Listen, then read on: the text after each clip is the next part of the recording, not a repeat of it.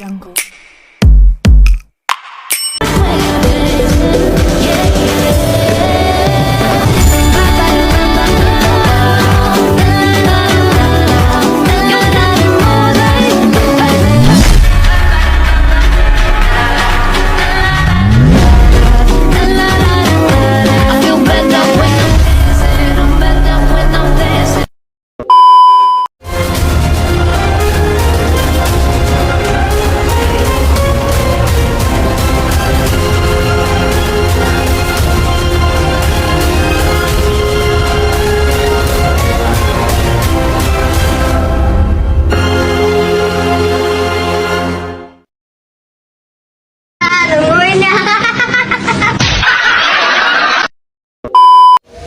Manda adalah seorang siswi di salah satu SMA. Ia menduduki bangku kelas 3. Manda merupakan salah satu siswi yang berprestasi. Manda anak ketiga dari 3 bersaudara. Manda juga memiliki kakak yang saat ini sedang berkuliah di salah satu universitas yang berada di Indonesia. Saat ini, pernikahan kedua orang tuanya sedang berada di tahap penceraian. Sebelumnya, kedua orang tuanya sering bertengkar. Pertengkaran itu terjadi pada saat Manda berada di rumah.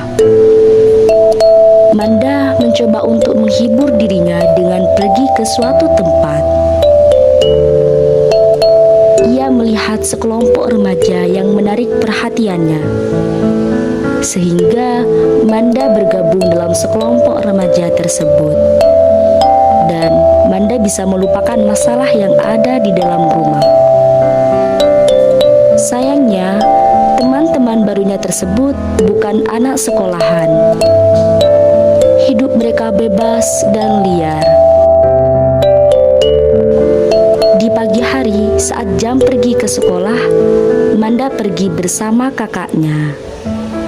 Namun, di saat kakaknya pergi, Manda juga ikut pergi dari sekolah tersebut. Dan hal tersebut terjadi secara berulang-ulang. Sehingga Manda tidak masuk sekolah yang menyebabkan prestasi belajarnya sangat menurun. Guru BK memanggil klien untuk melakukan konseling. Setelah melewati proses konseling, guru BK menarik kesimpulan kalau ada masalah keluarga yang menjadi sumber ketidakhadiran Manda yang menyebabkan prestasinya menurun. Sehingga guru BK memberi surat panggilan ke orang tua agar hadir di sekolah untuk bertemu dengan guru BK. Saat tibanya Manda di rumah, Manda memberikan surat tersebut kepada ibunya. Lalu ibunya menelpon bapaknya untuk datang ke sekolah anaknya. Keesokan harinya,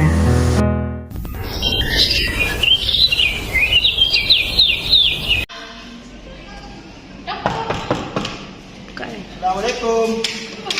Waalaikumsalam. Silakan duduk.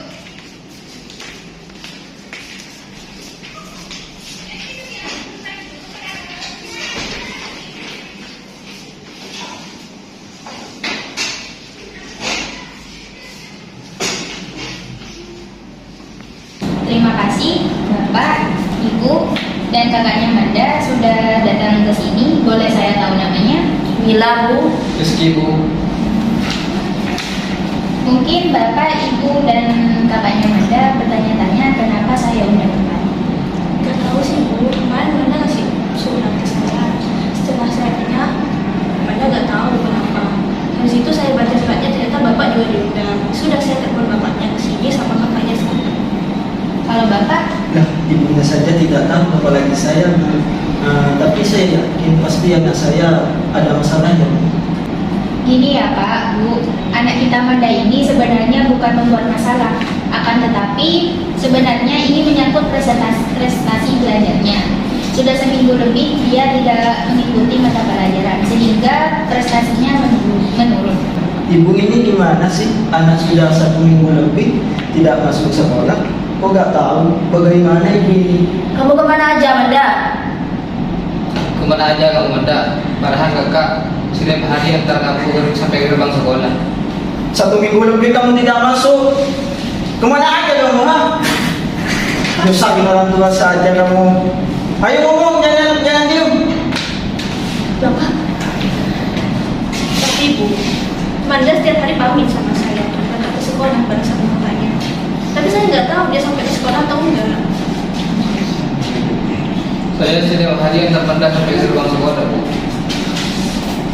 Kemana aja kamu, Manda? Kemana aja kamu? Ditanyain kamu malah diam. Tenang ya Pak, kita di sini untuk menyelesaikan masalah dengan baik. Di sini kita ingin tahu kemana saja Manda tidak masuk sekolah. Tapi menurut saya sebaiknya kita tanyakan kepada Manda apa penyebab Manda tidak masuk sekolah, begitu loh Pak.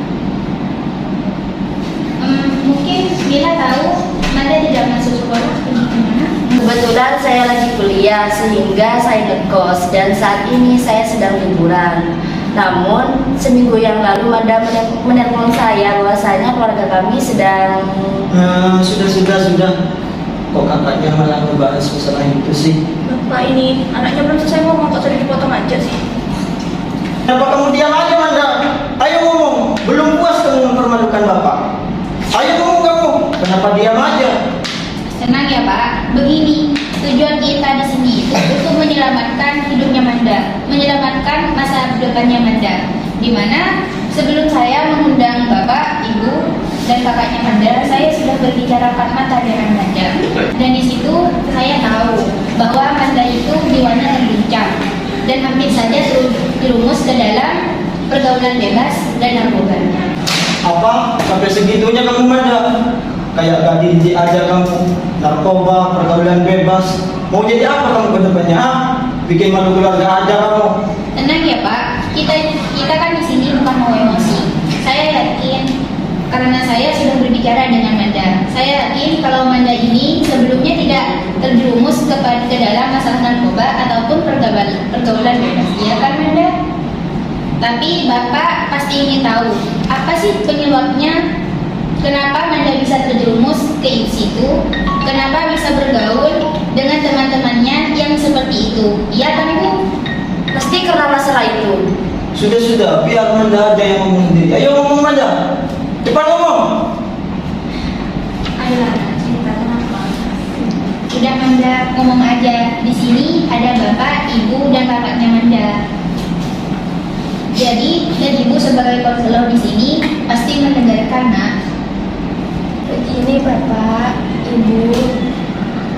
Bapak Ibu kan selalu mengajarkan kami agar tidak bertengkar. Namun Bapak dan Ibu tega bertengkar di depan kami. Saya sangat tertekan melihatnya. Kalian tidak mengerti perasaan kami. Belum lagi keputusan kalian yang ingin bercerai itu membuat saya merasa sedih. Dan saya sangat tertekan akan hal itu Bapak, Ibu. Nah, Bapak sangat peduli sama kamu, sama kakak kamu juga. Sedikit pun Bapak gak ada niat untuk melukai anak-anak Bapak. Iya, Ibu juga peduli sama Manda. Ibu gak nyangka kamu bisa semenderita ini. Iya. Iya Bu, memang belakangan ini saya sibuk untuk mengurus perceraian kami. Tapi Ibu janji, mulai saat ini Ibu akan lebih memperhatikan kamu lagi ya Manda. Saya juga ingin diperhatiin langsung juga, Bu. Itu saja. Iya, Bapak juga akan memperhatikan kalian bertiga, terutama Manda. Bapak tidak ingin anak-anak Bapak terjerumus ke dalam hal-hal seperti itu. Bapak ingin kamu sekolah baik-baik, sekolah yang benar, menuntut ilmu, meraih masa depan kamu. Bukan seperti ini. Itu yang Bapak inginkan dari anak-anak Bapak. Iya Bapak, terima kasih Bapak, Ibu sudah menyadari. Tapi tidak bisakah Bapak dan Ibu membatalkan perceraiannya? Manda, Ibu memahami apa yang kamu rasakan.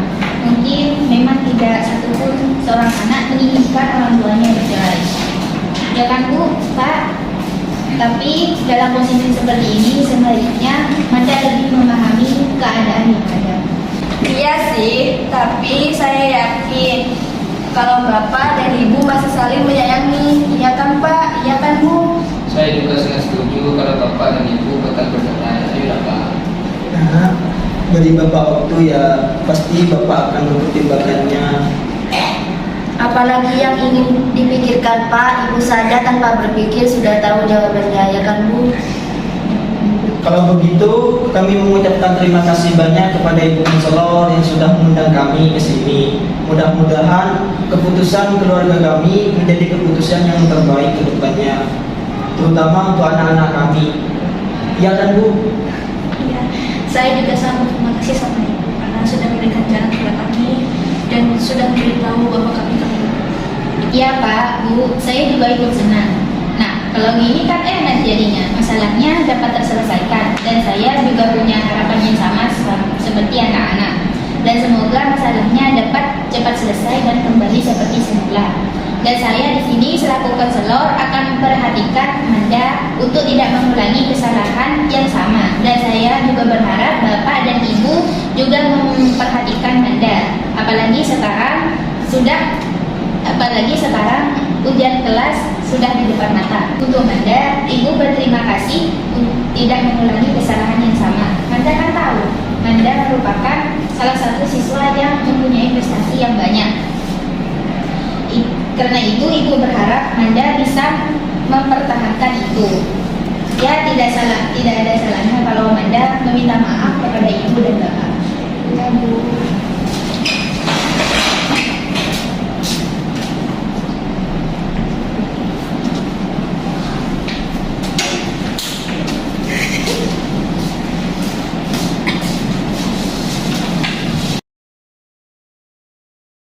Kalau begitu, kami ingin pamit dulu ya Bu. Iya Pak. Assalamualaikum. Waalaikumsalam.